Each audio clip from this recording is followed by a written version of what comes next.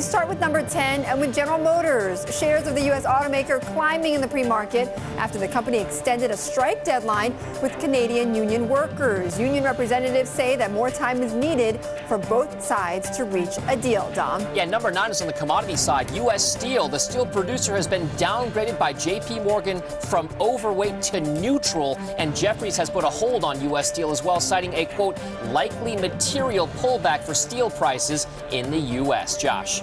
And number 8 is Deutsche Bank. Shares of the global bank are dropping in the pre-market following a note from Portugal's Espírito Santo saying that the German bank's targets are too ambitious. It cut the bank to sell from neutral, Betty. And another automaker makes it into your top 10 at number 7. Shares of the U.S. car maker, Ford shares of the U.S. car maker are declining in the pre-market as the company prepares to unveil its latest version of the Fusion today here in New York. Ford's Alan Mulally will be joining Bloomberg Television at 1 o'clock today on how the company is battling falling share prices with a 3.5% decline in market cap this year.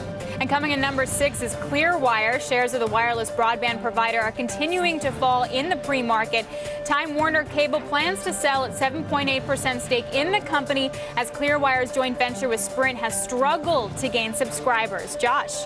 And number 5, Dole Foods. The food producer has agreed to sell its worldwide packaged foods and Asian produce business for about $1.5 billion, seeking to use the cash for debt reduction and corporate restructuring. The company's market value up over 60% for the year, Betty.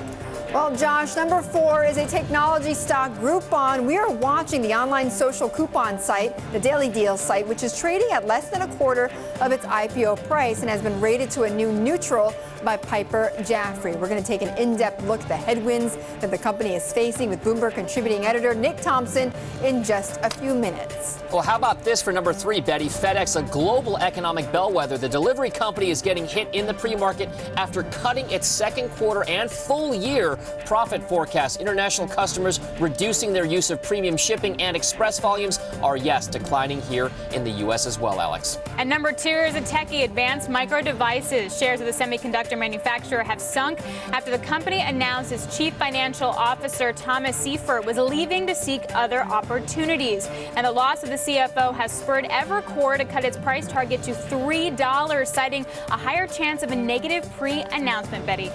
Thank you, guys. Well, number 1 is your stock, Apple.